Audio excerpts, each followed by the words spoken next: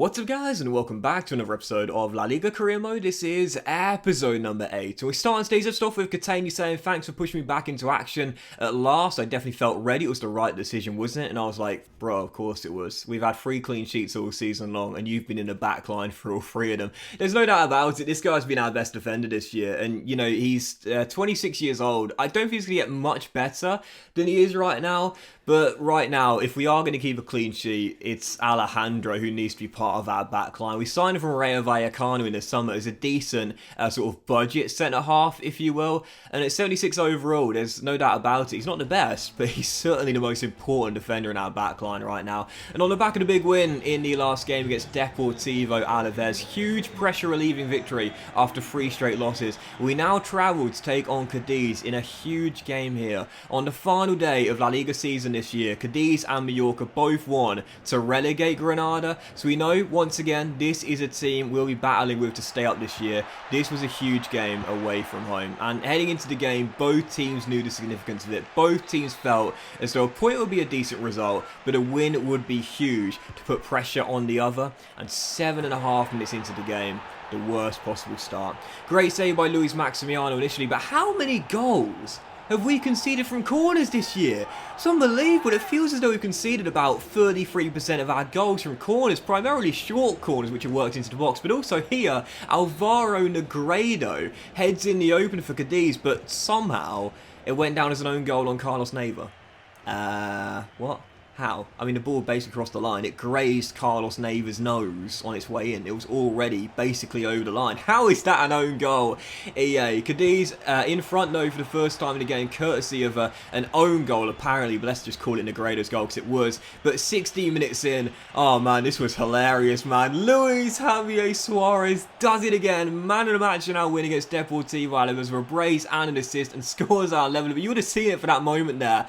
He had a chance to shoot from close range after a rebound, and I passed the ball out. Now, I want to say the reason why I did that is because I thought Suarez was offside. I thought he was off, so I passed the ball backwards, thinking it wouldn't matter how to put it in or not. And that's why you played to the whistle, man. That was just stupid. I guess I'd love to say I was being cocky, and I wanted to score a harder chance. I wasn't. I was being silly. I thought he was offside, so I passed the ball backwards. Thank God I scored, because I never would have lived that one down, because had he not got the leveller, we would have lost the game. In the end, it was a draw, 1-1. Really tense and nervy game, this one. You know, very few clear-cut chances. Once again, a corner, almost our Achilles heel towards the end there, headed just over the crossbar. In the end, we get ourselves a point, and I'll take it. Just 1 win from our last 4 games. Bit of a tough run of form for Granada and then some, but that's a relegation rival we faced there away from home. I didn't play especially well. Sometimes you've just got to take the point, take it home with you and say, fair enough, we'll have it on the mantelpiece. It's not a terrible result in the grand scheme of things.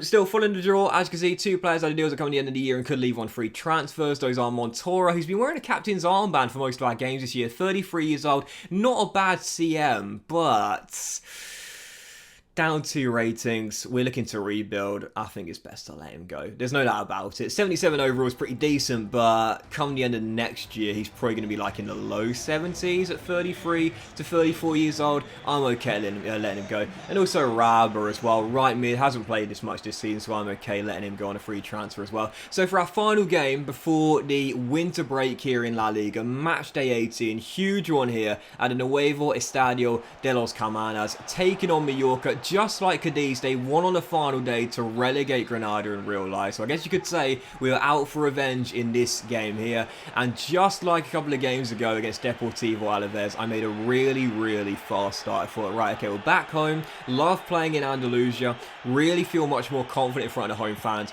Let's go at Majorca and let's really put the pressure on from the first whistle. Early on, a great save and also a header from a corner kept the score at 0-0. But from the goal kick, we want it straight back. Montoro finds Luis Milla out wide towards Antonio. Quick little 1-2 of our number 5. And Milla smacks it home past Manolo Reina to give us the lead. And, you know, in the last episode, I briefly touched on Teki and said potential future club captain once Montoro goes at the end of the season.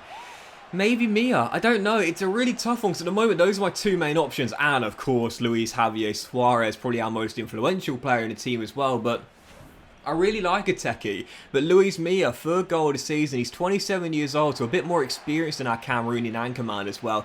Those are my two main options right now for the new club captain, and of course Luis Javier Suarez as well. All three really important players in this team. Unfortunately, 11.5 minutes in, we lost our lead, and it was so frustrating with the 16-year-old Antonio, who got the assist for our first goal, trying to pass my way forward there, but gave it straight to Fernandinho. The 16-year-old feeling the pressure, but really it was my error. Shocking pass, Majorca back on level terms, but despite conceding that leveller and the equaliser, it was Granada's fast start that was making a difference. We kept on getting chances, kept on carving it open. I knew we'd get a second goal not before long and restore the lead, and it was that man once again. Luis Milla, with his fourth of the season, turns in a nice move from down the right flank, and we're back in front, and not surprised either, because from the first whistle we were in attack mode and looking a far more aggressive team. And I think sometimes that's the way you got to start these sort of games. When they're massive games and you're taking on a fellow title rival, or a fellow European challenger, or a fellow relegation rival, don't be conservative.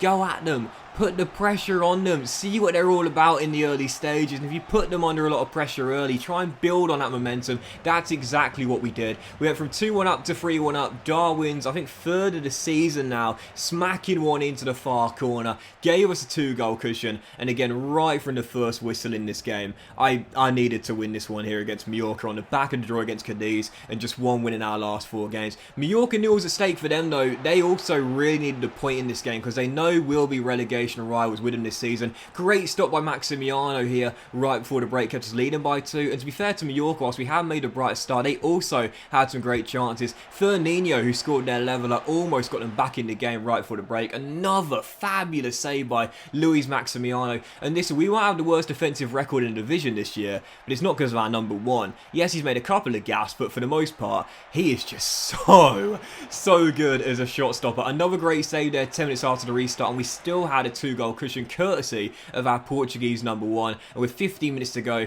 Majorca kept on huffing, kept on puffing, thought surely we'll get the second goal at some point. After Centelles gives the ball away, Kubo does provide the goal to cut it to 1. Majorca back in the game, 15 minutes to go, and I was thinking, please don't throw these points away. Desperately need to return to winning ways after just 1 in our last 4 games. Majorca building on the pressure, making it 3-2, but from a goal kick here, they surrender possession cheaply. Puertas wins it back down the right, and it's the boys off the bench that link up for the dagger. 2-goal cushion restored with 7.5 minutes to go, and it's the vet, Carlos Bacca, retiring at the end of the season. But I wish he wasn't. That was his 3rd goal of the season this year in limited minutes. And, you know, really, as a vet, I often talk about it. You want at least 1 or 2 vets in your team. Yes, you want to have a young team in FIFA career mode, but I guess for the realism, if nothing else, it's nice to have 1 or 2 seniors. I don't mind losing Montoro at the end of the year, but I wish I could keep Carlos Bacca because he's been really big this year in limited minutes.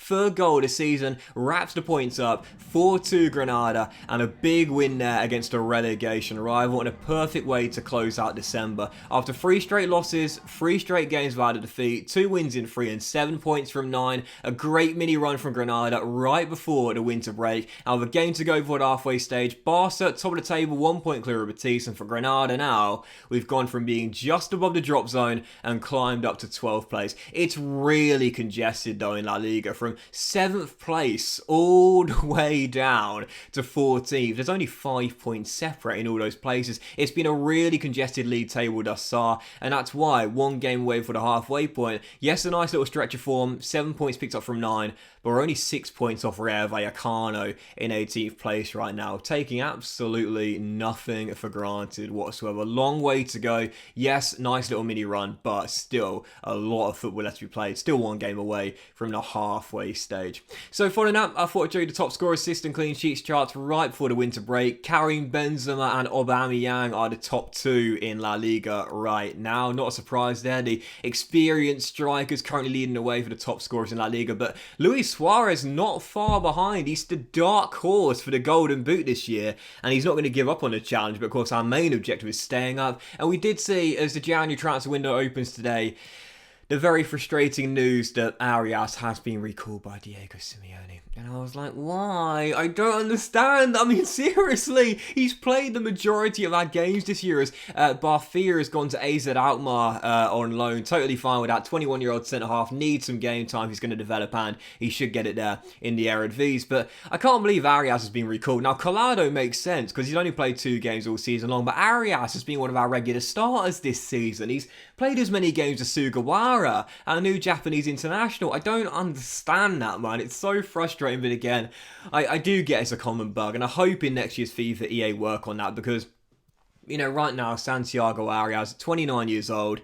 He's played the majority of our games. He shouldn't be getting recalled by Diego Simeone due to a lack of game time. He makes absolutely no sense. But as we had a scouting update and an academy update here, as we know, Antonio looks our best player so far. But keep your eye on Calderon, the young left wing back. Looks very decent indeed. 61 overall, 82-94 potential. It's a shame we got some great left backs here already. You know, obviously Carlos Neves, our regular starter at left back. We brought in Alex Centelles from Almeria as well. 2 really decent young left backs, but even so, does look pretty decent. 61 overall, very solid potential as a wing back. Could be a pretty decent player to keep your eyes on for the future.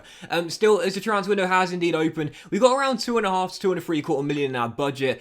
But I'm not sure we'll do anything in January. Nice little streak for us here to close out December undefeated with 2 wins in 3 games. Our team is a young one. It's developing really, really nicely. Yes, there's not that much first team quality, but for the most part, our heads are above water and I trust this side. We're still a 4-star team. We're doing all right. We're progressing okay, and there's some good talent for the future as well. We might make 1 or 2 deals, but for the most part, I might just keep my pennies. I guess we'll have to wait and see what happens. But that will in today's episode of La Liga Carimo, guys. Big fan if you watched it and enjoyed it. If you haven't, like. Much love to you all. Have a fantastic day, and I'll see you for the next episode of La Liga Career Mode very soon.